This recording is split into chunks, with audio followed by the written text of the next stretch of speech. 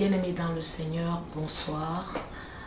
Nous sommes là aujourd'hui parce que nous avons accueilli l'archevêque Dr Jacques Maluma qui est arrivé à Toronto pour deux grands événements. La 18e méga conférence du ministère Femmes Affranchies qui se tiendra ici même à Toronto ce vendredi le 29 juillet, le 30 et le 31, et aussi pour la consécration des serviteurs qui se tiendra le 6 août. Alors nous avons l'archevêque Dr Jacques Maluma, nous allons lui poser quelques questions. Bonsoir archevêque Dr Jacques Maluma. Bonsoir Fried. Nous sommes tellement heureux de vous revoir à Toronto à la maison. Oui, merci. C'est un plaisir, un honneur et surtout une grande joie. Est-ce que vous pouvez partager vos impressions avant ce grand événement et après ce grand événement? Je suis très content d'être arrivé après plusieurs mois d'absence. Je ne me rappelle même plus quand est-ce que j'étais ici la dernière fois en tout cas. Mais ça fait un bout que j'étais en France. Je suis allé en Angola. Oui. Je suis revenu d'abord je suis allé au Kenya, oui. Après l'Angola et tout récemment on était en RDC, comme oui. vous avez dit. Donc c'était pour l'inauguration officielle de l'église Parole des Grâces Kinshasa. Oui. Et ça a été un événement haut en couleur, de grandes dimensions spirituelles. Oui. Et Dieu a aussi manifesté sa gloire en guérissant les malades. Oui, oui. Donc nous avons un témoignage puissant, plusieurs témoignages puissants d'ailleurs, Oui.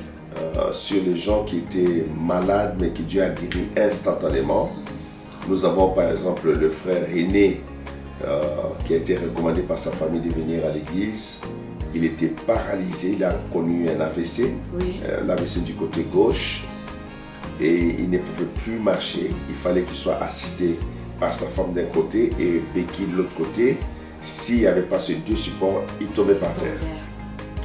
Et puis l'AVC a donc affecté sa bouche, il ne pouvait plus parler convenablement. Oui, oui. Son cœur a été touché Oui. par l'AVC, donc son cœur ne battait plus normalement. Normal. Donc il était un homme presque mourant. Et le témoignage sera suivi par la vidéo que nous avons recueillie de son témoignage. Oui, oui. C'était extraordinaire comment ce jour de la clôture, après les événements des enseignements, les repentances des gens, ceux qui ont donné leur vie à Jésus, les temps de prière pour les malades, Dieu a glorifié son nom. Cet homme a été guéri instantanément. Il a marché pour la première fois depuis son AVC sans béquille et sans le support de sa femme. C'est un homme qui était assisté à tous les niveaux. Il fallait qu'on le lave, il fallait qu'on l'habille, on faisait tout pour lui. Il était devenu comme un bébé. Mais souvent quand Dieu fait une guérison, ce n'est pas seulement la personne qui est malade qui délivre. Il délivre la famille de ce malheur-là. Non seulement il a guéri de la paralysie et il a marché, Dieu a guéri sa bouche, il a commencé à bien parler et surtout son cœur. Nous avons aussi d'autres témoignages d'une maman qui a fait 3 ans qui ne pouvait pas marcher. Et nous avons prié pour cette maman. Elle a commencé à marcher. Et la dernière fois que j'étais à Kinshasa, elle est venue à l'église en marchant toute seule. Sans béquille, sans rien, sans support. J'ai un de mes neveux, ça c'est impressionnant. Ce neveu-là, ma cousine lui a donné mon prénom Jacques. Mais contraire à moi, c'est un enfant turbulent, pas possible. Mais il a accepté de venir quand même à l'église. La présence du Saint-Esprit l'a saisi, il est tombé par terre. Un jeune garçon de 22 ans. Et je lui demande qu'est-ce qui se passe. Il dit non, quand il est tombé, quelque chose qui était en lui est sorti de son corps. Depuis ce jour-là, les garçons sont devenus tranquilles.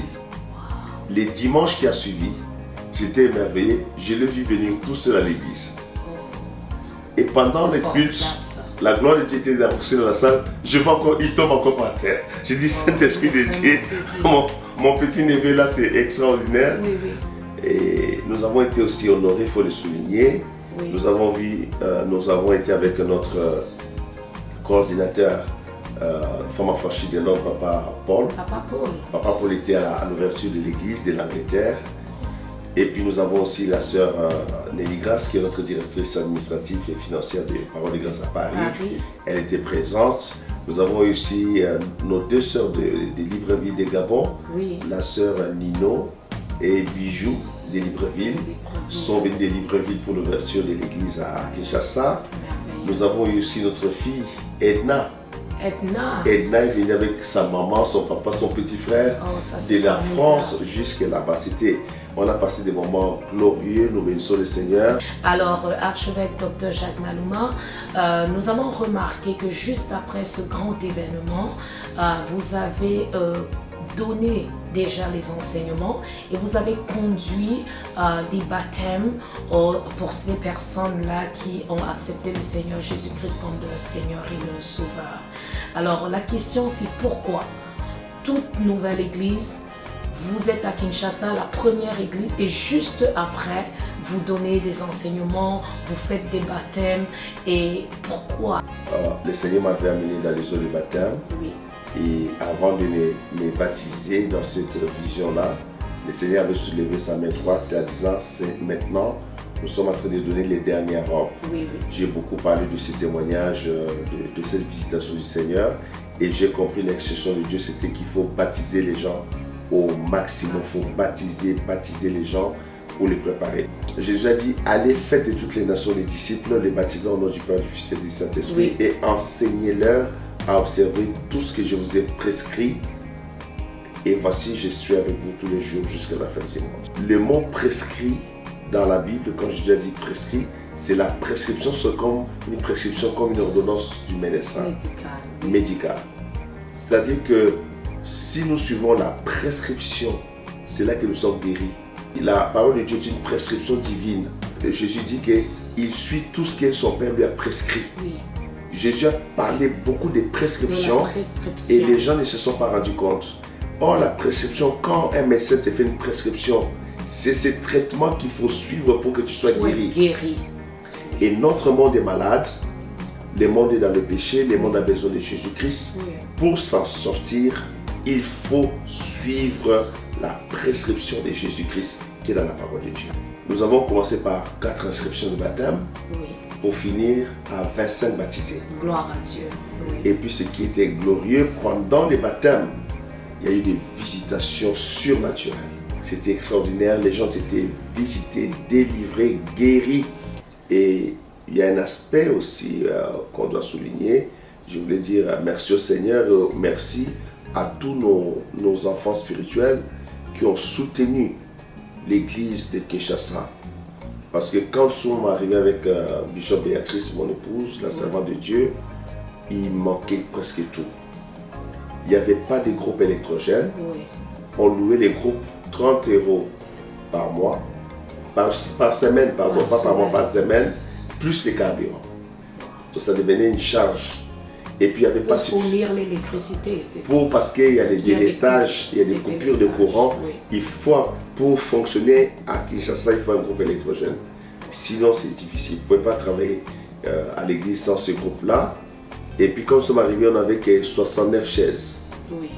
Et on faisait un grand événement, il fallait acheter des chaises. Aujourd'hui, on a presque 200 chaises dans l'église de Kinshasa. Tous les instruments qu'on jouait avant, c'était en location. Et Dieu a fait grâce, on a acheté tous les instruments au complet. Ça, c'est formidable. Donc Dieu nous a beaucoup soutenus et nous bénissons tous nos enfants. Vos contributions ont aidé à établir l'église et que Dieu vous bénisse. Vraiment de tout mon cœur, que le Seigneur Jésus vous bénisse. L'église est vraiment établie avec beaucoup de dignité, avec beaucoup d'honneur de la part du Seigneur. Nous disons merci au Seigneur pour cela. Alors, vous êtes arrivé pour 2 grands événements à Toronto. Je peux dire, l'événement annuel à Toronto, la conférence Femmes affranchies, qui se déroule généralement une fois par an. C'est-à-dire cette année, c'est la 18e méga conférence. Alors ma toute première question, c'est quelles sont vos impressions avant même cette conférence? Nous sommes dans une nouvelle saison Oui. dans ce ministère de Femmes Affranchies. Oui. C'est une nouvelle saison et c'est une saison de grands miracles. L'année passée à Paris, Oui.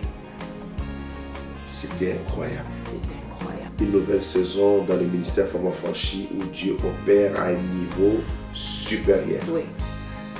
Alors, pas le dimanche d'hier, les dimanches d'avant, c'était mon premier culte à Paris, où je suis rentré de Kinshasa, je suis arrivé le vendredi matin. Mais les dimanches à l'église de Paris, c'était la gloire. C'était incroyable. Oui, nous avons suivi ça. Vous avez suivi ça. Oui. Le ciel s'est ouvert. Je n'ai pu prêcher qu'à la fin pendant une vingtaine de minutes. Nous sommes dans cette saison-là de la gloire de Dieu, mais de la gloire de Dieu pour de grandes choses. Oui. Donc, à cette conférence ici, la 18e méga conférence, j'ai dit aux enfants de Dieu de s'attendre à de très grandes choses. Quand vous allez suivre les témoignages de notre frère René, il dit, il savait qu'il mourrait. Oui. Il était déjà un homme mort. Mais juste une prière de moins de 5 minutes, 3 minutes, Dieu a guéri le cœur de cet homme. Dieu a guéri sa jambe et son bras, sa bouche. Cet homme est complètement restauré. Gloire à Dieu. Je demande seulement à tous nos frères et sœurs, à nos amis, à nos familles, à tous ceux qui suivent Femmes Affranchies, qui sont des paroles de grâce aussi, ceux qui sont de la ville de Toronto ou dans les villes voisinantes, dans le pays à côté, aux États-Unis, qui vont suivre cette interview, venez, n'hésitez pas. Ce week-end, ça sera très très glorieux, très puissant. Ça sera magnifique et personne ne le regrettera parce que la main de l'Éternel va agir de manière puissante et glorieuse. Le frère qui a été guéri, ce sont ses beaux-frères qui l'ont dit, allez à l'ouverture de l'église Parole de grâce Kinshasa, là-bas Dieu va vous guérir. Oui. Et c'est comme ça, en venant, ils ont rencontré ce Dieu que nous servons avec Bishop Béatrice, qui a guéri et qui a guéri toutes les personnes qui ont été guéries. Oui. Bien sûr, il y aura la parole, parce qu'il y a un message que nous allons transmettre. Venez écouter ce message qui vient de la part du Seigneur et préparez-vous. Si vous avez des situations qui vous embêtent dans la vie, venez, nous allons croire en Dieu et nous croyons que le Seigneur va vous faire grâce. Le Seigneur Jésus est vivant, il n'a pas changé. Il est le même hier, aujourd'hui, éternellement.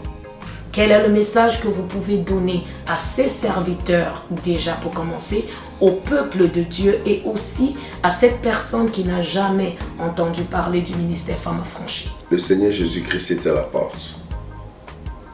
L'enlèvement de l'Église est pour très très très bientôt. Ouais. Rappelez-vous notre dernière conférence à Montréal. À Montréal. Le Seigneur m'a visité en envoyant un jeune pour me donner une note. Oui. Quand j'ai pris la note, quand j'ai ouvert, c'était écrit « Jésus revient ». C'était même pas « Jésus revient bientôt », juste « Jésus revient ». Il n'y avait plus le bientôt. Il n'y avait plus le bientôt. Donc, vous connaissez toutes ces dimensions de messages prophétiques que Dieu m'a donné.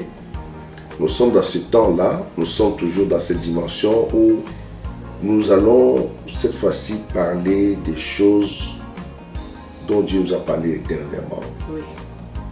qui concernent le royaume éternel de notre Dieu, le royaume éternel du Père Céleste, le royaume éternel de Jésus-Christ qui va être révélé bientôt, et du jugement qui va suivre, parce que dès que l'Église va être enlevée, Oui.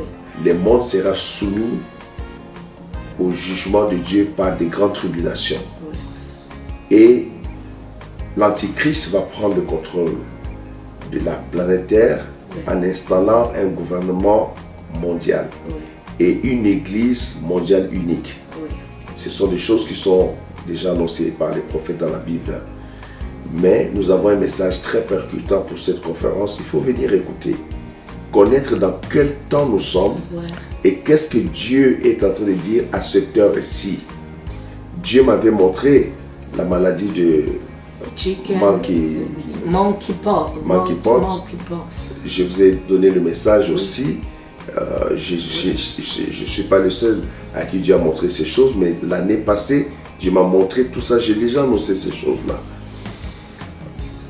J'ai dit aux gens, je ne suis pas un prophète. Moi, je suis un enseignant de la parole de Dieu, mais Dieu me fait grâce de recevoir aussi des messages de grandes dimensions prophétiques.